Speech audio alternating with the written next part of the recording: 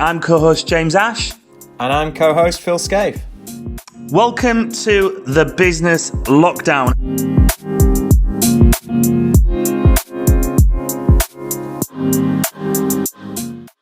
Hello and welcome to today's show, and another show that I'm super excited to be recording. Today we've got Mr. Phil Pond on, the owner of a company called Scarlet Opus, tagline tomorrow today. So Phil's helped me loads in the past with advice on different strategies, different plans, different thoughts, and different ways of looking at things with products and with the salon and with all different bits and pieces. So looking forward to talking about the future and trying to see if we can find out what might happen, what might not, and some things that might change that we haven't thought of, and just having a good catch up on how he's been doing. So welcome to the show, Phil. Thank you. Welcome, Phil. Good to have you on. Thanks, chaps. I'm absolutely delighted that you invited me along to this podcast. I've been listening to it for weeks now. Always excellent. I thought the least I could do is cancel my screen trial with Clint Eastwood to be here with you. I mean, there's no higher compliment. And no, I mean, let's just make it say charm will get you everywhere, Mr. Pond. So I mean, the more of that goes a long way with us. Yeah. Authenticity and honesty. We talk about it all the time. Absolutely. Yeah. Let's start with Scarlet Opus, because it's one of my favourite business names ever. But what's the background to it, and how do you sum up sort of what you do in your own words? Wow, we in terms of the company, the name Opus came from Opus is generally considered to be one's finest work. I guess most people would perhaps relate it to music, but generally speaking, your opus is your finest work, and we hope always to produce our finest work for the companies and people that we work with. And Scarlet is obviously considered to be one of the most passionate colours, and we're very passionate about what we do. So apart from quite often the mistake being made that, can I speak to Scarlet, please? That's how we arrived at the name. That's only on a Friday, right? Sorry? You're only Scarlet on a Friday. Yeah, well, I have filled in many a web form with the name Scarlet Opus. And that's for Tinder. Yeah. How long has the company been around, Phil? We started in 2003. So 17 years, which is exactly the same age, incidentally, as the old Jaguar that I drive today. Just threw that in for. Is that intentional? No, it just. I only worked it out earlier on. I was doing something else for the car, and it was 17 years old last month. Brilliant. So so what does Scarlet Opus do? What's your sort of day job as you see it? Yeah. So our job is we're called trend forecasters. That's the profession, if that's the right word, that we're part of. And there are very few of them across the world in the sector that we work. Our job is, or our purpose, if you like, our purpose is to inform our clients about the future of lifestyle, living, working and playing. So how will we as humans be living anywhere from 2 to 10 years out from where we are? The near future, we get very specific, and the far future, less specific. Essentially that's it. Mostly we work with retailers, manufacturers and the hospitality sector, but we could more or less translate the research that we do into almost any sector, really. I mean, it's just about what we as people, what are we going to be doing? What are we going to be fearing, thinking? what's going to be going on around us that will influence how we behave. That's what we're looking at. Trends are, it's all qualitative, so we don't get involved in any data or numbers or statistics. And I won't go on too much about those. That the essence of it is, of course, there's a place for that, obviously. I guess our view would be that data and statistics are all about what has already happened and you cannot change. And unless you go a long way back in history, the near-term history isn't really going to change or impact the future unless it's long-term future, because that's how things tend to work. Yeah. So I find big companies basing strategies on statistics. Can I think of an example? So here's a boring but relevant example. I often have a conversation with a carpet manufacturer, because there's loads of those in Yorkshire. And carpet manufacturers will tell us, oh, you can't sell green carpets. We've tried selling them before. They won't sell now. And there's a prime example of a company looking at statistics that say, when we've tried that before, it didn't work, and therefore we must never try it again. And yet green is one of the most popular colours that there is right now, in all shades and stuff like that. So I use a trite subject of colour to give an example of why we're not real great believers in statistics driving everything. Yeah. And the other reason, of course, from us is one word: it's emotion. Almost everything a human being does is either driven by or heavily influenced by how that human being is feeling. Yeah. So I mean, because we've had conversations. I mean, this goes into materials. It goes into, like, say, colors, sound, sights, just everything that just evokes an emotion.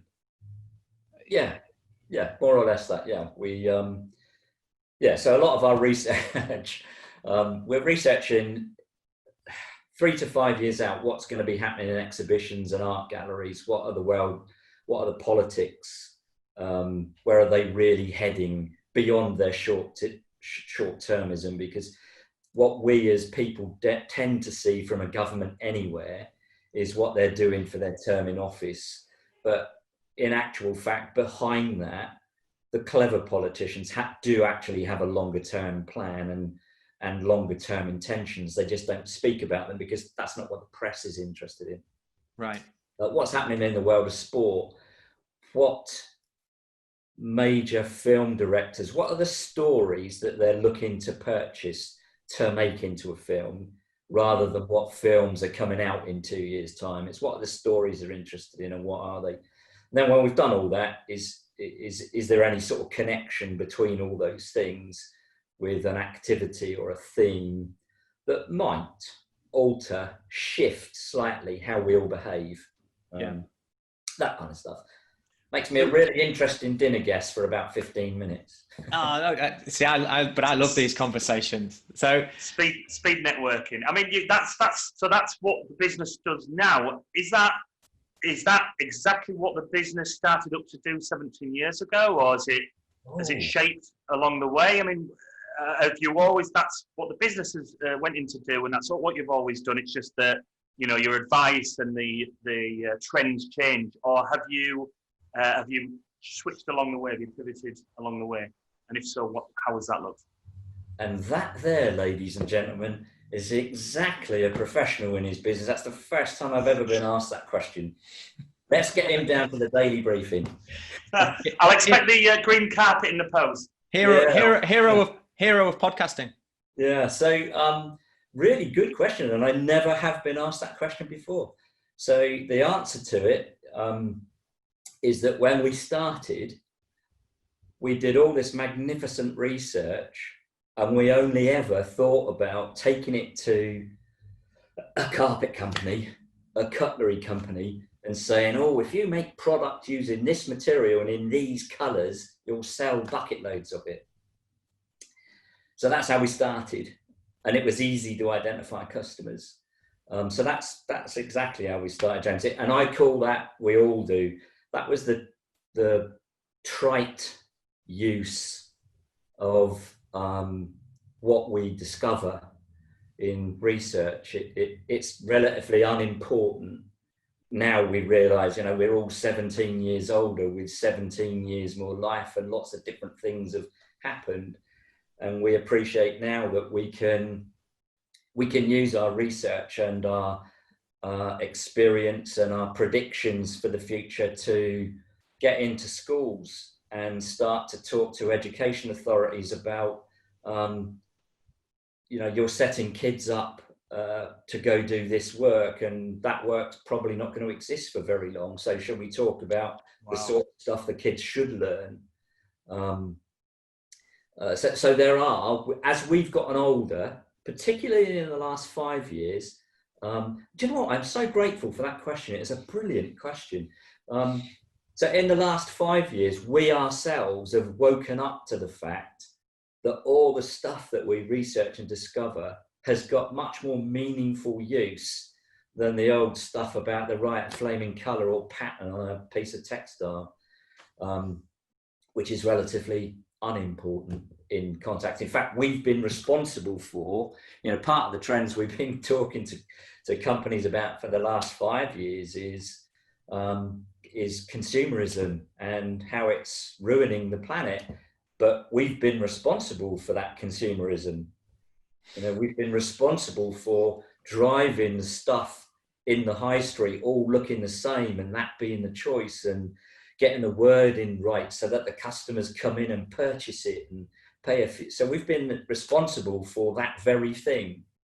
And hands up, because we've got to pay the bills, we're still partly responsible for driving that consumerism. But we are beginning to wake up to the fact that we could be more useful to the world if we made ourselves more widely known. That's awesome to hear. We had Jonathan Leaf, a very good friend of ours, he's run a 4-course episode on our channel. He's been on as a guest.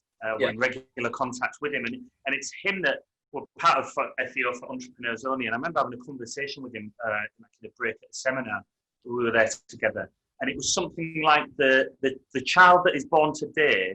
I'm going to say a percentage, but I'm not too sure. But it was something like only 20% of what's available now in terms of jobs and careers and products will be available when they come into employment. It's something like that conversation, and you realise, and when you look back 20 years, it's absolutely true. So it's amazing. I mean, even now when you've got kids leaving school going to university, especially in marketing, where they're going to study marketing, and who are they taught by? They're taught by either somebody who's never been in industry, or if they are, they're usually at best 3-4 years out of date. When the world of marketing, and especially digital forms of marketing, is so, it's moving every day, every week. So that's really amazing to hear that. And are you working with are you working with governments, council schemes? Are you side by side? Are you on the same page? We work with a number of universities, not only with their design school side of stuff, where we go in and do all the stuff that's interesting and exciting for them, but we'll go colour and pattern again. So we do that, but we're also talking with UCLan, which is the University of Central Lancashire. They've set up a whole building full of staff to help students and local businesses develop and grow and innovate. And we do the same with Lancaster Uni, Huddersfield, Teesside. And then last year I started to work as there's a business that's called the Careers and Enterprise Council. Basically, it's a government thing connected with the LEPs. And this Careers and Enterprise Council is supposed to be the liaison bit between schooling and business.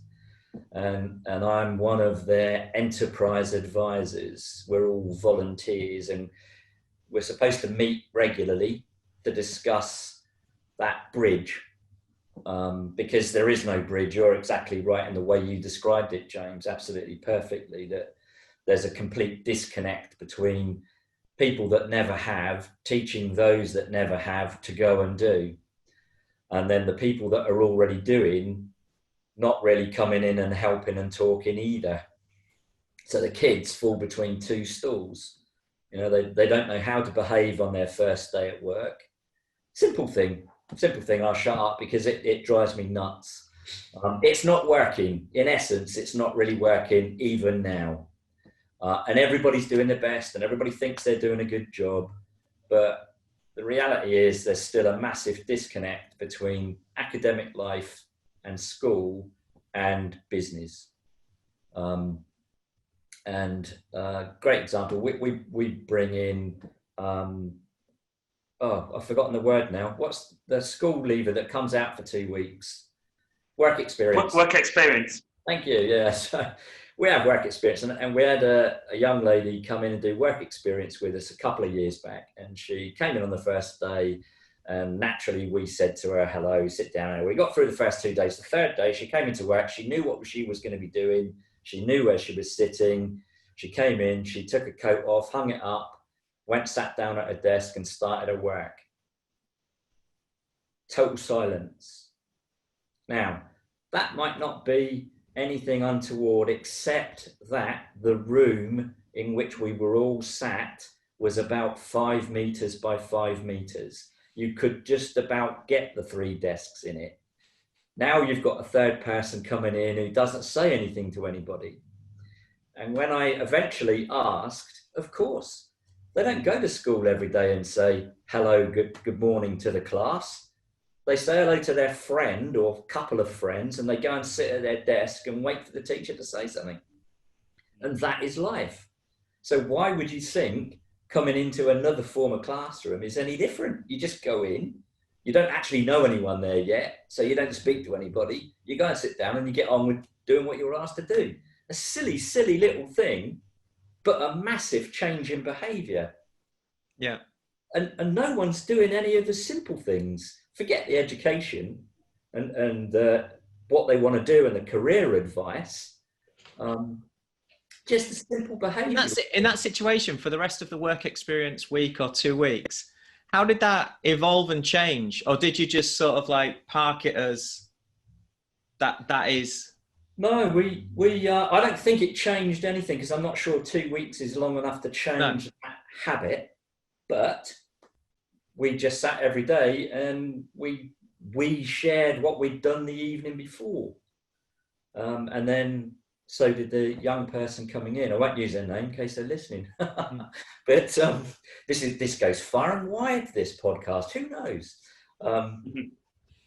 So those sort of things. And then recently, just before lockdown, I went to a meeting for the North Yorkshire Enterprise Board in my role as enterprise advisor, and tried to explain to a bunch of secondary headmasters and mistresses, head persons, I suppose we should call them, but anyway, that absolutely no employer in the world gives a monkey's what your degree was in, unless you're going to be a doctor or a lawyer or something like that.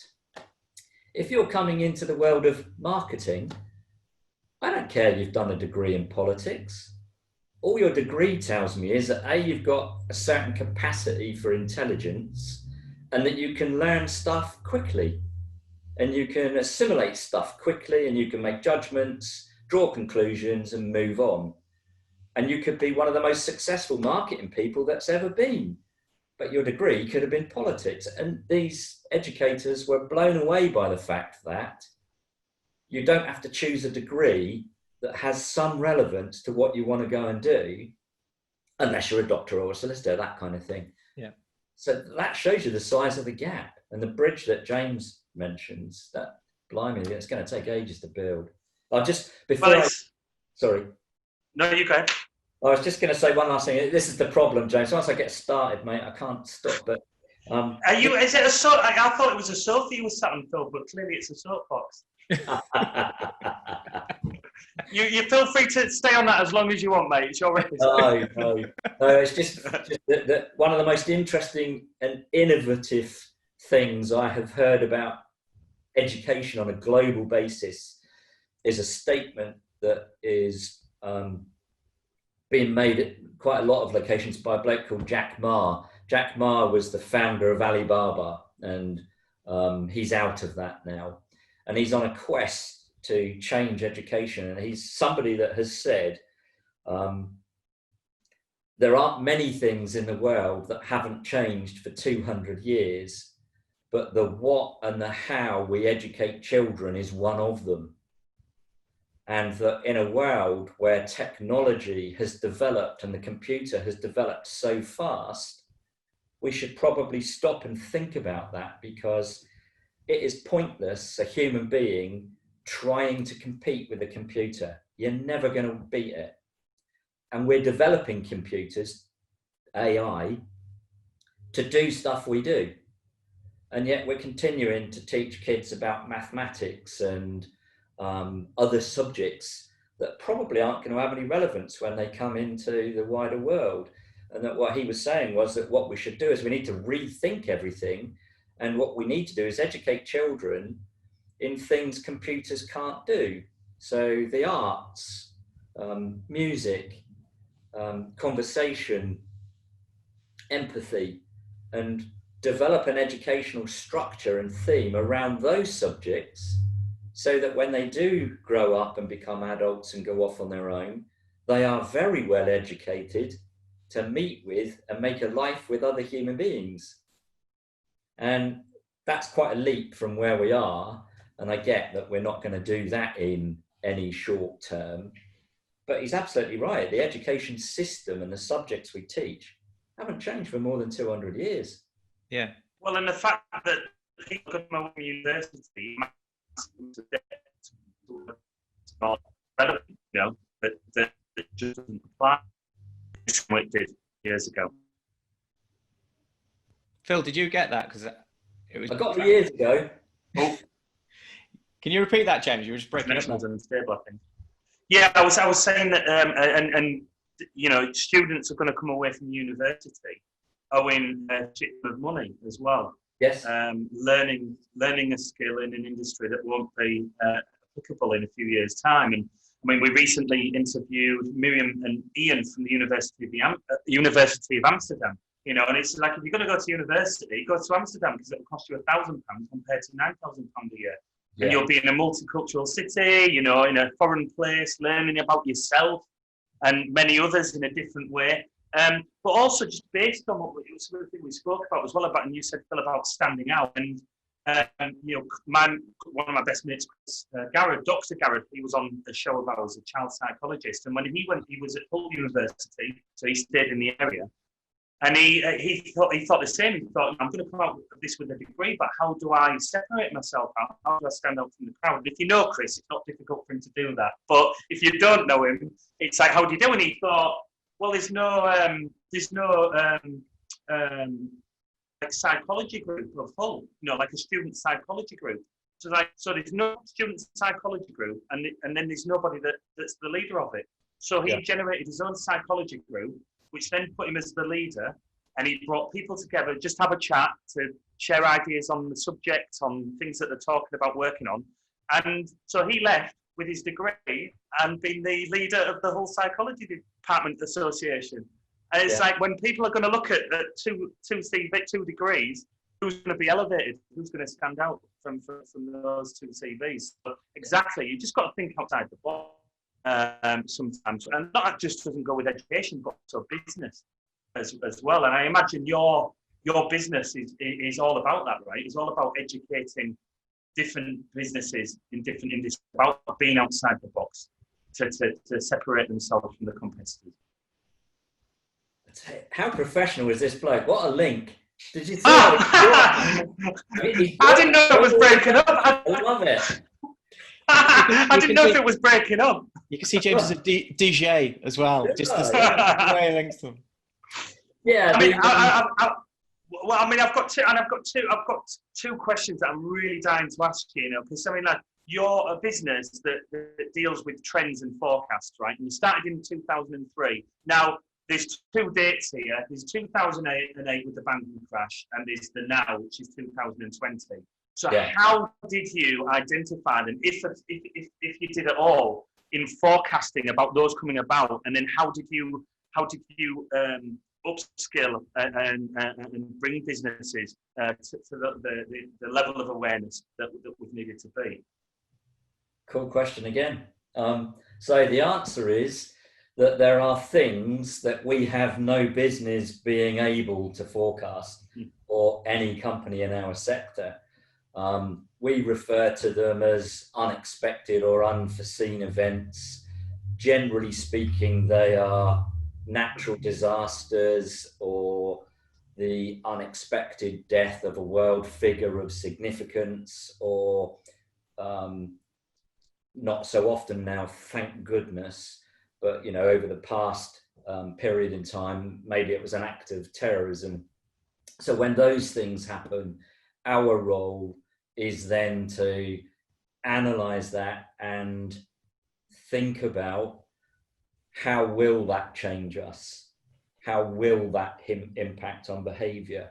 And both of those events that you've mentioned there, James, the 2008 and today, of course, they will change permanently some behaviors, that they will cause a shift in behavior. And in our world, the bit that we pay the bills with, so the customers that pay us, that there's going to be an impact on their business, and they need to start to plan for that. But in our world, those unexpected events usually take 18 months to 2 years to feed through into a general behavioral change.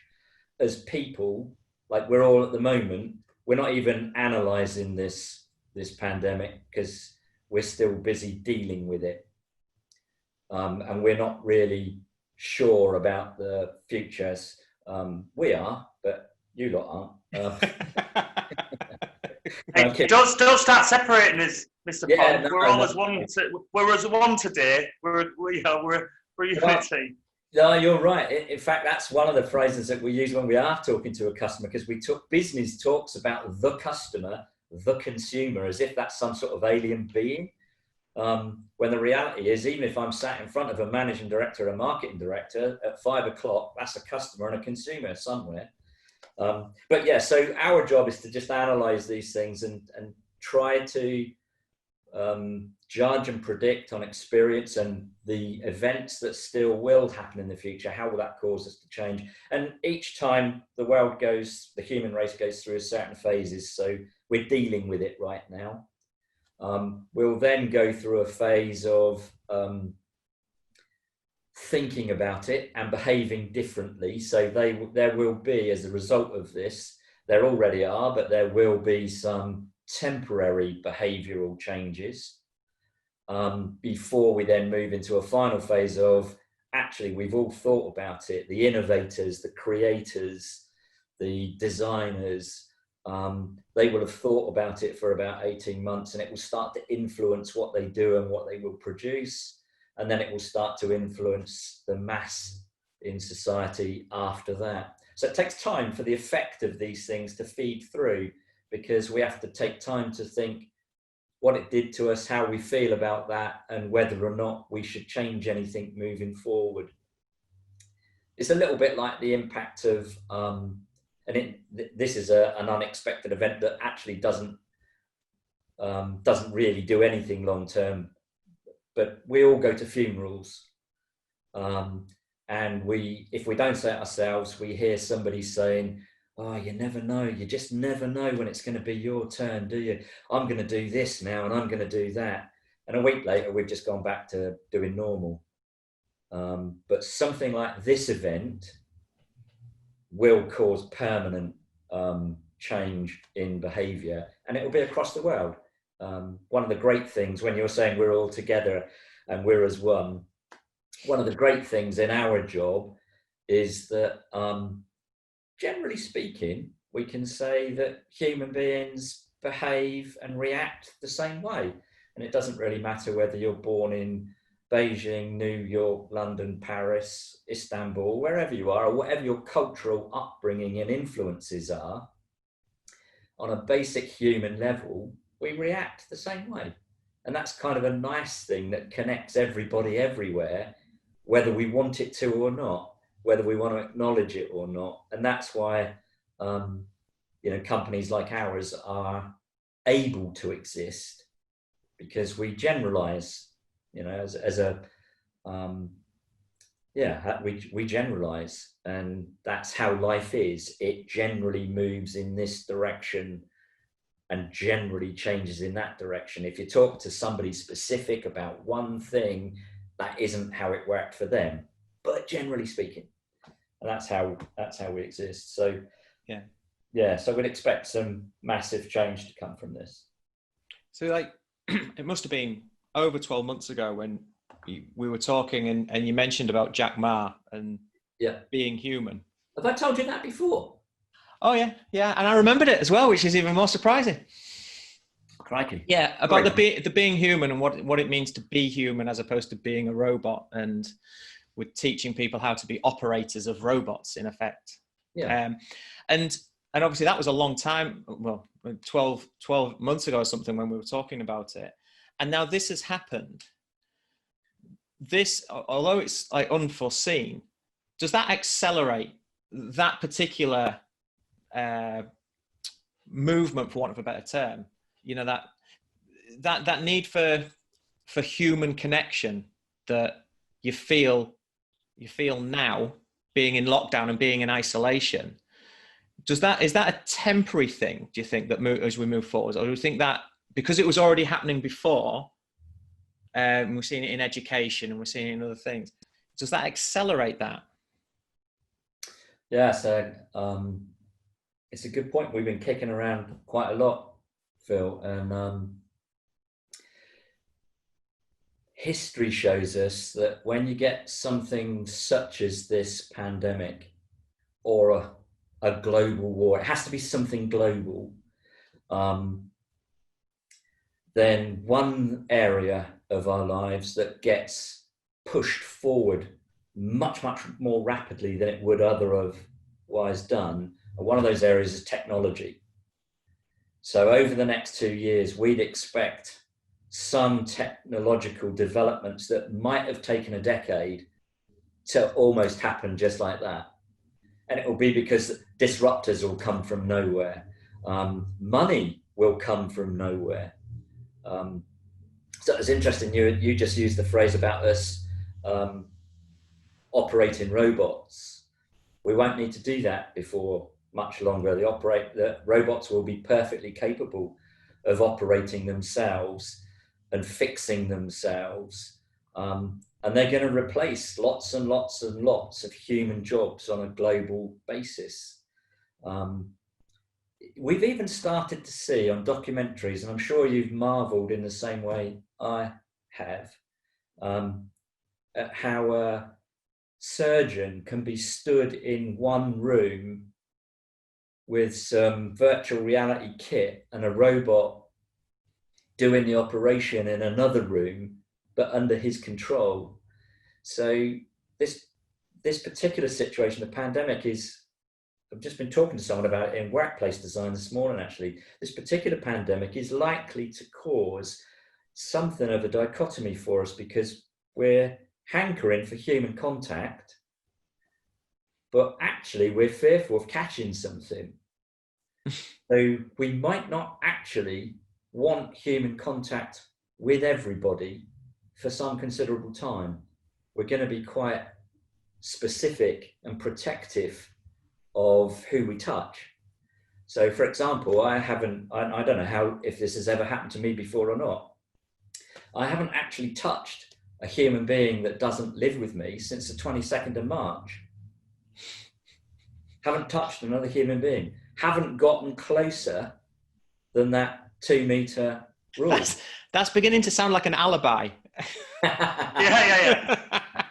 Honest, yeah. I can have people clarify. I was making a carrot and onion soup on that very day. Yeah. But you're right. It's quite a Very statement, right. isn't it? Yeah, we'll edit that bit out, people. Yeah, so we do want contact, but there are situations where we're not going to want contact.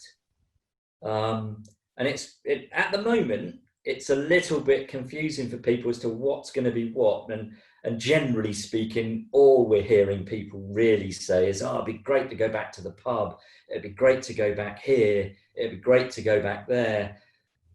Prime example, all the kids can go back to school now, but none of them are. But we crave human contact and we want the kids to go back and get an education. And then somebody says we can, and we're about to, and then we think, oh, no, hold on. What if, maybe, and the kids aren't going back to school? Not in the UK anyway.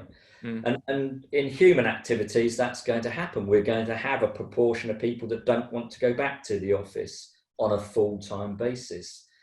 We're going to have, I think this could change the hospitality industry permanently and shrink it.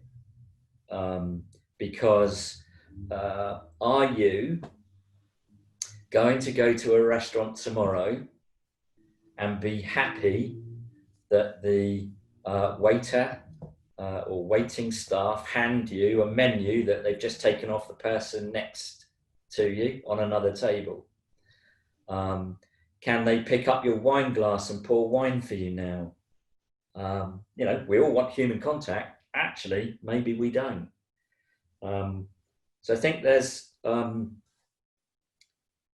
I think we're going to be confused about what is being human for a short period of time,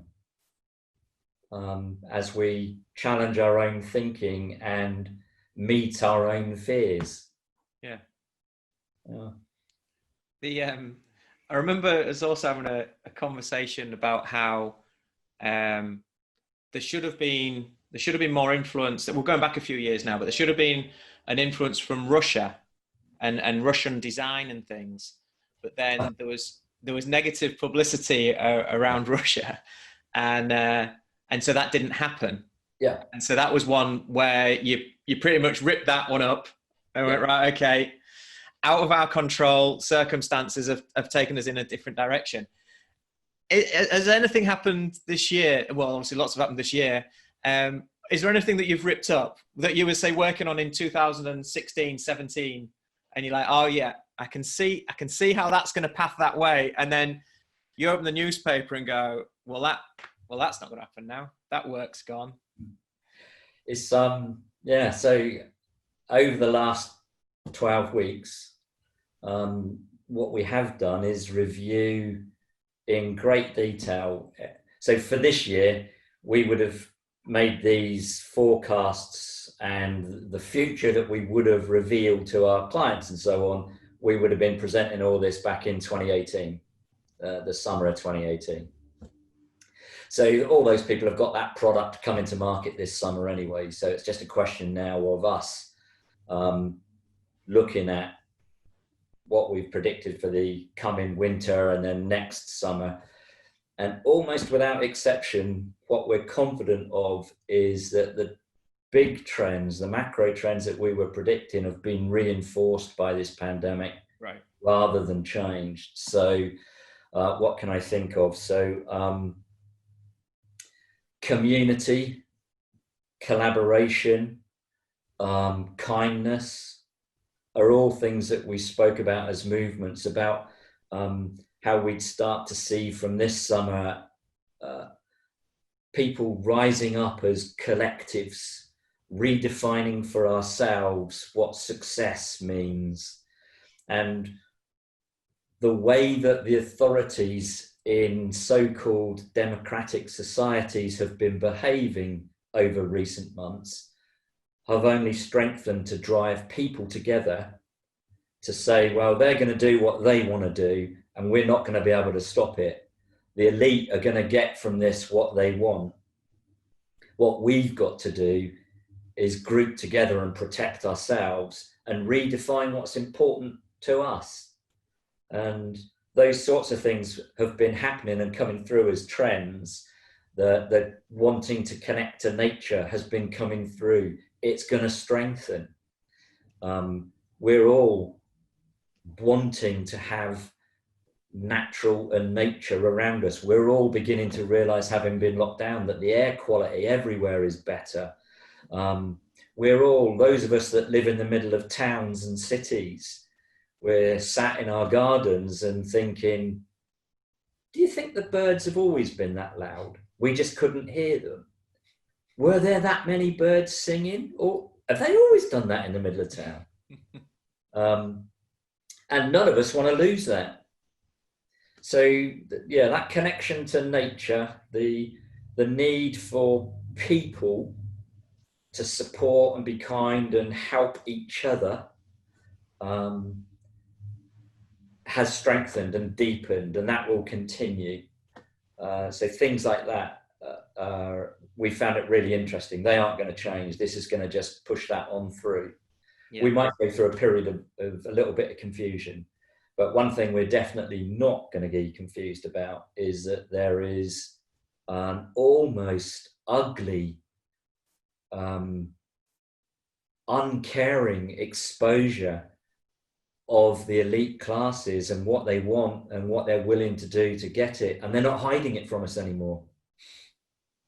You know, and I know that I'm not a conspiracy theorist or any of that sort of stuff, which may or may not be good. It's always interesting, but there is a global elite and there is a global establishment, and it does manipulate and move things, and it evolves. It has evolved through history in order to be able to survive. That's what it does. And it's in the process of evolving. But just right now is probably the first time in history since medieval times, when you did what you were told and unless you had your head chopped off. So this is probably one of the first time where that global elite and the establishment don't really care that we know what they're doing. They don't really care that we can see what their motives are. If there are lies being told before us every day on TVs across the world, they don't care. We know they're lying, they know they're lying, and nothing's changing. So that's making you and me and James think about, well, how can we look after each other? How can I help you? Yeah. And everybody that's watching this, well, I shouldn't think there is anyone watching this particular podcast now. They've all gone to sleep with it. But if any of you are still listening, you know, how can we help you? It's that kind of a spirit. I think as soon as we said the word Russia, we got hacked and got taken off anyway. So I'm pretty sure. The algorithms came in. I had my eyes down for a brief period then, and it was writing just making sure I documented a statement, a quote there was rising up as collectives, and I just think and what you spoke about following that is hugely powerful under these current times. So it's been an uncertain and challenging time for the past 3+ months is an understatement, and I think rising up as collectives is just awesome, Phil. I mean, what I'm keen on knowing is that what's the one thing that comes to mind with you that you got really right? What's over this 17-year period? What was the one thing that you go like, oh, if you had a crystal ball that you couldn't have even imagined you calling it as good as you did, and what is that one thing that springs to mind? And did you actually know that it was going to happen, or was it a fluke? Yeah, working with a company like ours is obviously taking a leap of faith from somebody that doesn't work with us, and you're not really, I can understand, and you aren't going to like the answer to your question. But we're a business still, and we're not, we really would like to be, I don't know, perhaps Phil can fund us, or maybe we'll win the lottery or something so that we can go off and use the stuff for good stuff. But just right now, we're a business. And so from a business viewpoint, this is the bit you act like. We have never, ever been wrong. and I can the reason for that I'll come on to. It's not possible for a proper professional trend forecasting agency to be wrong.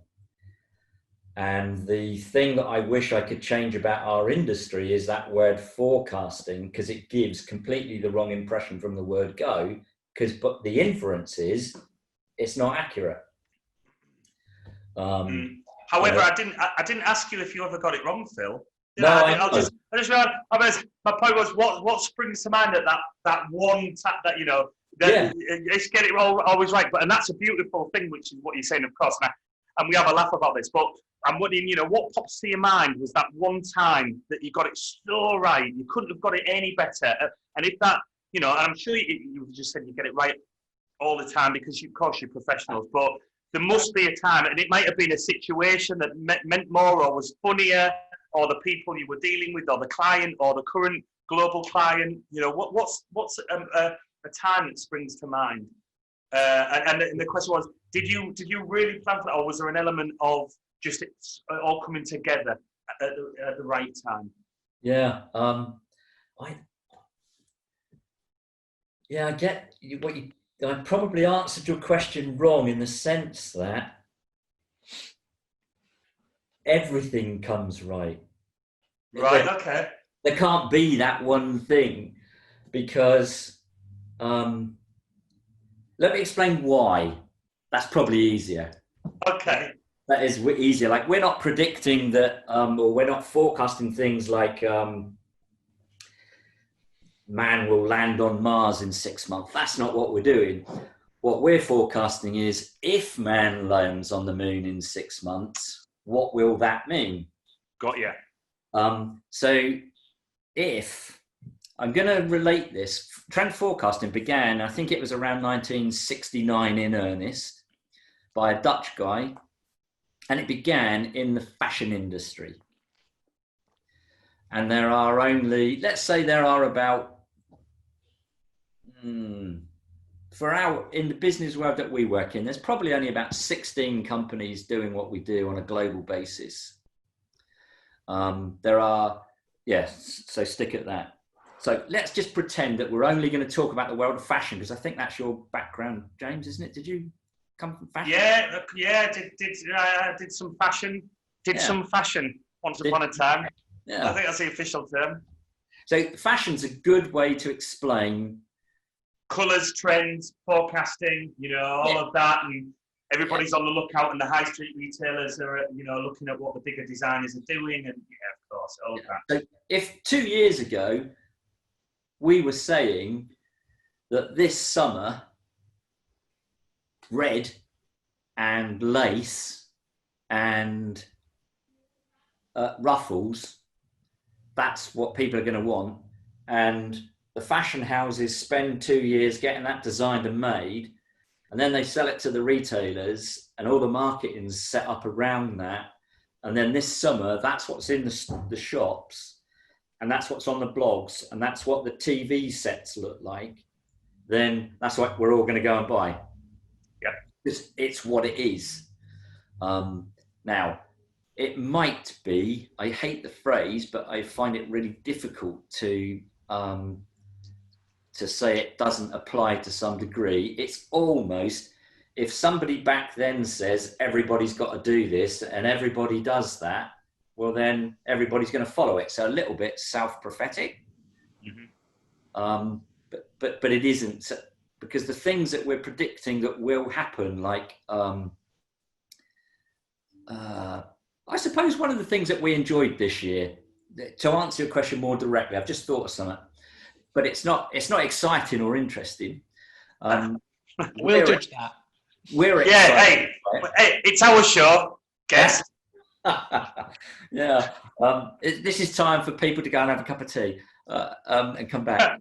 So 2 years ago, we were predicting that during this year, in design for everything, interiors, workplaces, hospitality, fashion, urban developments, we would see an influence of the traditions and the history and the culture of Japan. And one of the things that would reinforce that in 2020, when we get there, that's what we were saying, one of the things that will be happening is that, of course, that will be the summer of the Tokyo Olympics. And so everybody will be watching and seeing everything Japanese on the TV, so on and so forth. And of course, the Olympics have been postponed.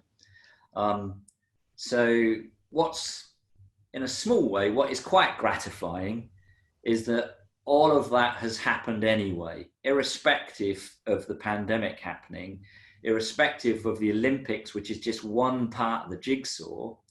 All year, we've seen an increasing number of travel documentaries on going to Japan.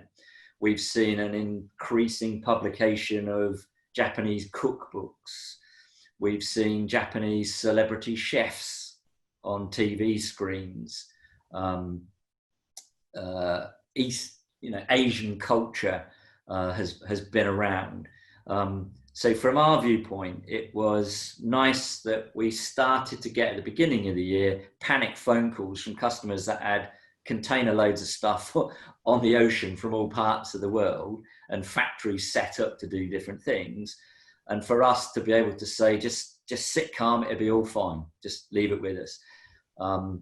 So it's nice that things come to fruition, that when we see it come to fruition, that is quite rewarding, because we have sat in front of some clever people, better than us at marketing, better than us at making goods and selling them, so on and so forth. And we've told them, you do this and it'll all work out for you in the end. And it is quite rewarding when that actually does come to fruition. And on that particular theme, for example, the fact that that Tokyo Olympics has been postponed into 2021 just means that it will elongate the period in which those products will have appeal. So for our clients' viewpoint, they've just had another year of selling and marketing stuff they were only expecting to be able to do for a shorter period. So I guess the answer is that we're always right, but it's lovely when you get the confirmations start to happen and come through. I remember chatting with people about that, the Japanese influence, and we were very aware of it sort of back end of last year on the further to our conversations. I remember seeing the first advert on TV, which was for Evian, and for no reason whatsoever. No, it wasn't. It was Sudocrem. Was it the panda at the end? It was 3 pandas dancing on lily pods. Yeah. And it was like, didn't fit the advert. It didn't fit the advert. And then all of a sudden, Sudocrem appeared, and it was just, there was no connection between the product and the advert, apart from the fact that they'd created an advert so that it had a Japanese heritage to it. And it was like, it was so bluntly done. With that in mind, that would have been a good year to launch a Japanese skincare brand, wouldn't it, Phil? Yeah, I know, but I know. I mean, how on earth would you get to the point of hitting Japanase it's as if you had advisors somewhere. It's as if we had inside knowledge. Yeah, I mean, for actually people don't know this, Phil and I, along with his beautiful wife Keris, who is the whole reason why that came about, is we launched a skincare brand for the Japanese skincare brand for the pregnancy market last year called Okasan. So now we've got an extra 12 months to shift the stock. Yeah. Absolutely. With what's expected to be the biggest pregnancy boom in recent times. Right. Yeah. So I've got a question then. Working backwards, we've just recently seen flamingos everywhere. Yeah. Where did that come from? Can you trace that back as to a reason why that animal, that colour, that thing would happen? Now there's an interesting thing, because there's a local shop where I live, where here in Beverley, where we are, it was called the Flamingo Shop, and it's closed down. And the reason it's closed down is quite simple. So there are fads and there are trends, and the difference is that trends are long lasting and have an impact on life, not just products. So children's driven fads. The unicorn is another one.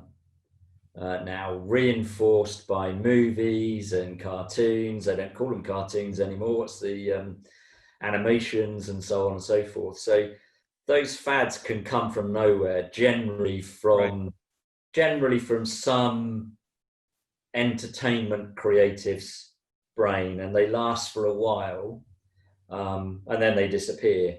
How did that happen? It's because he's a fad. I think it was my new tattoo flamingo that didn't like the conversation all of a sudden. I think it was all right. It was going to be followed that flamingos were a fad and not a trend.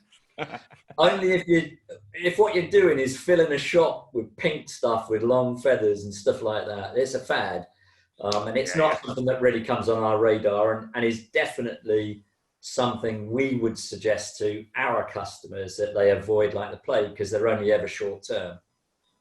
So if you're in a business where you can develop something quickly and you can benefit from that quickly, they're worth doing. So for example, unicorns and flamingos, fantastic Christmas campaigns or something like that, but not really something that you can put longevity and don't affect life as such. So, you know, if I go back to my Japanese thing, if I forget all the products and stuff, it's been a huge influence on. So we called our trend Satori, which means looking into one's true self. That's what the trend theme is about. It's about well-being and slowing down and living in the moment, which is a very Japanese cultural thing that they do. So living in the moment. And how many times have you heard that phrase this year, living in the moment and being present? So we're more looking at trends that affect life in that way, and then saying, so what does that mean we want to be surrounded by in terms of products? Whereas the fad thing is more about, let's just get a product out and sell it as quickly as possible. Well, I mean, do you remember when Playboy became a brand that was worn by Joe Public? You know, it was a 12 or so years ago now. It was on backpacks, it was on station, all of that. You know, the bunny as a brand, and Jonathan Elvidge, one of my best mates, he's been on the show Mr. Gadget Shop Red 5. It was his mate Phil who bought the UK license for Playboy. And right. It was a 3-year license, and the first 2 years were phenomenal because, as I've just said, everybody was wearing it. I mean, we know it was an adult magazine, and all of a sudden the brands come in, and it's on bedding, and it's everywhere you look. And the third year absolutely bombed. You know, so where you know you invest in it, you buy that license. You know, you have a good 2 years, and your third year is where you make your profit essentially, and it absolutely bombed. You know, it was very, very quick, and as you say, a fad, a huge fad that was as well. We have fashion like a plague. Right. Okay. Interesting. Yeah. Other than right now, we think that all the indications are that the pandemic could. Phil, you were asking me about what does it speed up. So the pandemic could be the thing that hastens the end of fast fashion. Slow fashion has been something on the horizon for a while, but that may now bring this forward rapidly. And interestingly, the major fashion houses of the world will not now be designing and releasing new collections until the spring, summer of 22. So everybody until then is going to have to make do with what they've got. And Gucci have decided that they are now only going to have 2 fashion shows a year, reducing from the dozens that they do. And it's recognition that after this pandemic, we're all reevaluating what's important. We're all doing things differently. And is it actually going to feel right? Just to you as an individual, is it going to feel right to go out and renew your wardrobe for the winter when last winter's clothes are perfectly fine and in the wardrobe. And it looks at the moment as if the answer is going to be not really. Yeah. Well, it'll be interesting to see what the marketing from the likes of Gucci and D&G, Versace will be, because we had Lara Jensen on the show, fashion designer from Hull, down in London. You know, she's been Lady Gaga, Kylie Minogue, Katy Perry. She's just recently worked with Madonna. So, I mean, she works with the biggest people in fashion. And she was talking about how the fashion world has changed with what they put online. So whereas normally it's about glitz and glamour and how much money you've got and, you know, the high price value on stuff. And now, you know, people have just stopped that because they realise, you know, this pandemic hasn't just affected one country or one continent or one industry. Everybody's involved. So she was saying it giving insight into how the fashion industry has really changed what they put out as their personality. You know, the designers, even the models, you know, what they're showing more of their personalities within the home with their families, because they're very aware. And it'll be interesting to see how they come out of this. You've said they're reducing in their shows. I mean, can we expect some more ethical association with some of the big houses, some of the big fashion houses, you know, as we're looking to be more community-based? Yeah, the second thing I mentioned, technology advances. History shows us that goes on. So the other big subject that this pandemic will have taken years off, shortened the progress to doing something, shortened it by years and years, is the subject of sustainability and the environment. So many more people are aware of it now. So many more people are conscious of it, even if all they've done is sit in the garden and hear a lot more nature because there's no traffic. So the answer to your question is absolutely, definitely. Gucci are likely to announce in the next 6 months that they'll even just go to one annual collection release.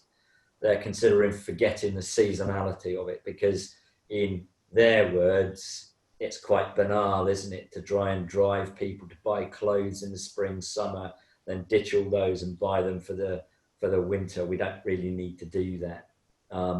What we bought last year is good enough. So yes, James, I think that that's almost a given that will come out of this, that they will be more ethical. And in fact, everybody will have to be more ethical, and all businesses will have to do one of two things. There's no other choice moving forward. You heard it here first, folks, and it's absolutely for free. Either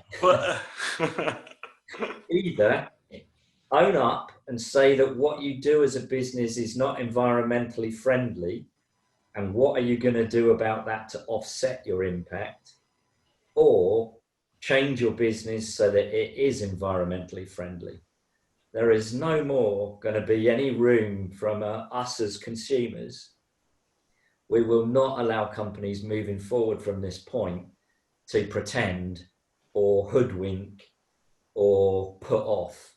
That's just not going to happen anymore. It's what are you doing to offset the harm, or what are you doing to change so that it isn't harmful, and nothing in between. Love that. Well, I mean, on that bit of advice, we are over an hour. I looked down when I checked to see, I wonder if we're at our 30 minutes, and I think we're on 47, which I think speaks volumes. No, not in the slightest. I mean, that speaks volumes in terms of the conversations, the value. I know Phil and I have both been looking forward to speaking with you, and it's clear we've been on. I think all three of us have thrown a lot at this, and we've been sparking. So, I mean, Phil, where can people find you? Where can people be directed to see what you do and gain more insight? So we have a website, it's scarletopus.com. There's only one T in Scarlet, scarletopus.com. And we have, even if I say so myself, we have an excellent blog, and you don't have to sign up for it. We never even know you've been there and looked at it. We don't ask for any of those details. It's all for free. And there's bucket loads of information there for free. So 2 weeks ago, we put up post-pandemic trends. We put up our first shot at the things that might change. There's a list of stuff there that might help somebody. Last week, we put up 2 stories, long posts about garden design, because that's going to be important moving forward. So anyway, scarletopus.com, there's bucket loads of info there that you can get for free, and you don't have to sign up for anything.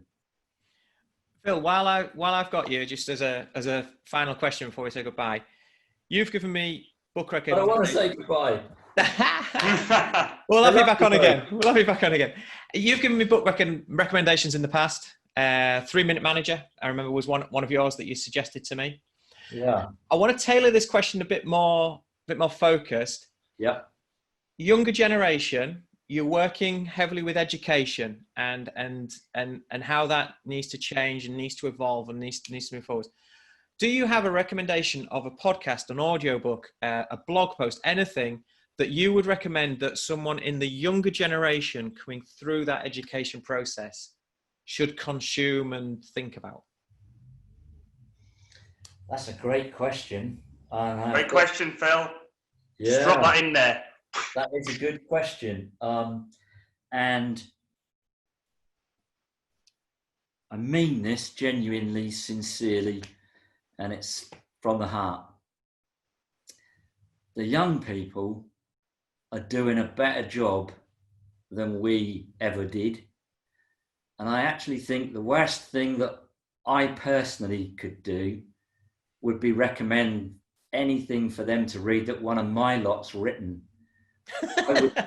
I would much rather go and buy a book that somebody under 30 or even under 25 has written about how the world should be, and ask all the over 40s to read that. I'd love that book to come out. And that's just, what an answer. Love it. Yeah, that's the best that can come. Yeah.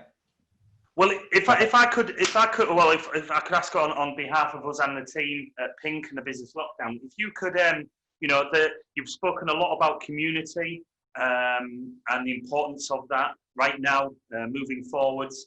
And thank you for being on the show today, because this is all about community and connecting with as many people as possible and supporting as many people as possible.